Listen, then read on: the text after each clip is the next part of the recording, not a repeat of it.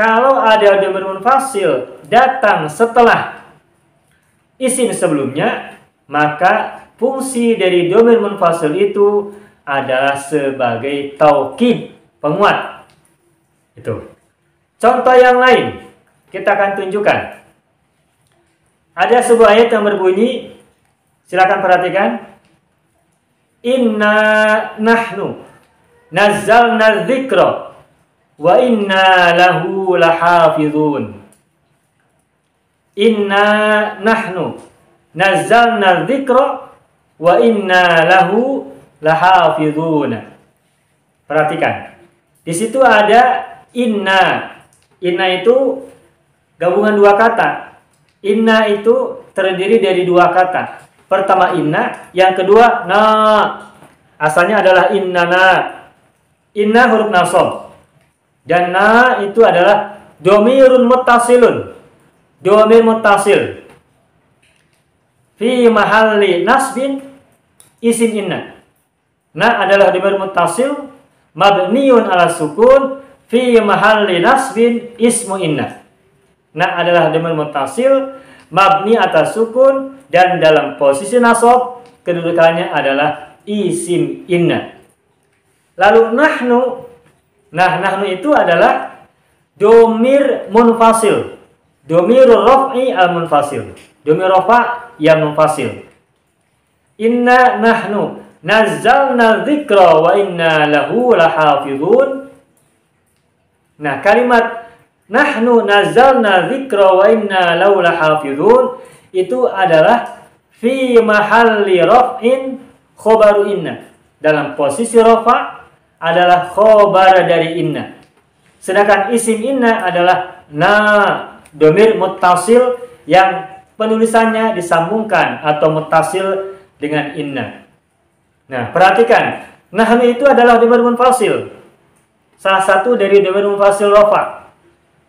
Dan nahnu itu adalah menjelaskan na yang nempel dengan inna.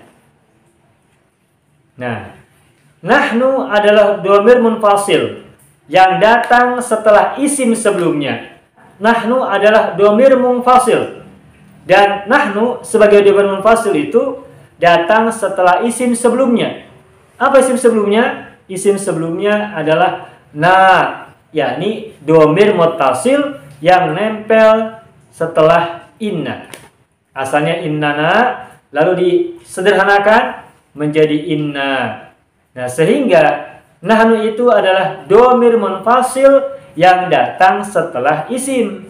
Tetapi berbeda dengan contoh yang sebelum ini, innallaha huwa, atau yang di papan tulis Muhammadun huwa Rasulullahi.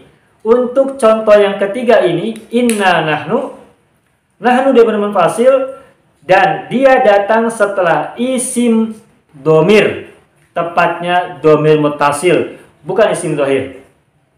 Nah, sama dengan tadi penjelasannya, kalau ada dhamir munfasil datang setelah isim sebelumnya, baik isim sebelumnya itu adalah isim dhahir maupun isim dhamir, maka fungsi dari dhamir munfasil itu adalah sebagai penguat alias taukid. Nah, itu. Dan dalam Al-Quran kita temukan banyak contoh yang memperlihatkan adanya dhamir munfasil yang datang setelah isim.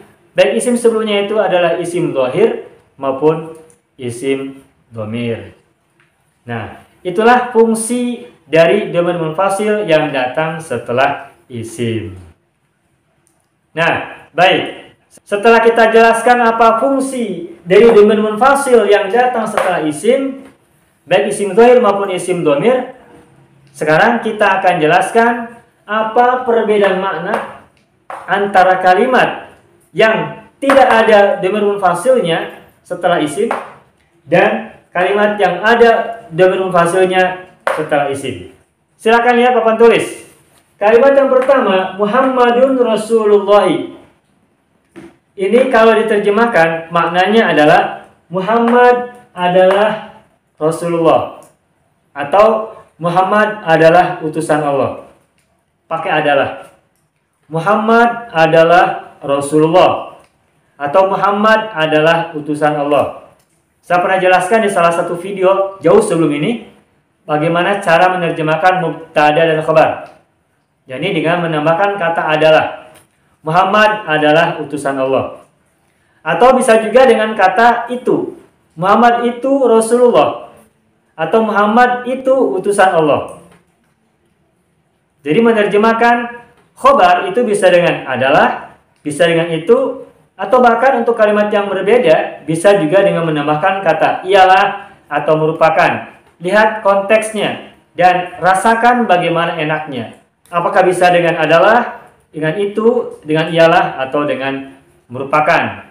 Prinsipnya kalau kita menemukan kalimat yang terdiri dari mubtada dan khobar, maka cara menerjemahkan kalimat yang terdiri dari mubtada dan khobar itu antara mubtada dan khobarnya bisa ditambahkan dengan adalah, ialah, itu, atau merupakan. Nah, kita tinggal sesuaikan yang cocok untuk kalimat yang kita buat.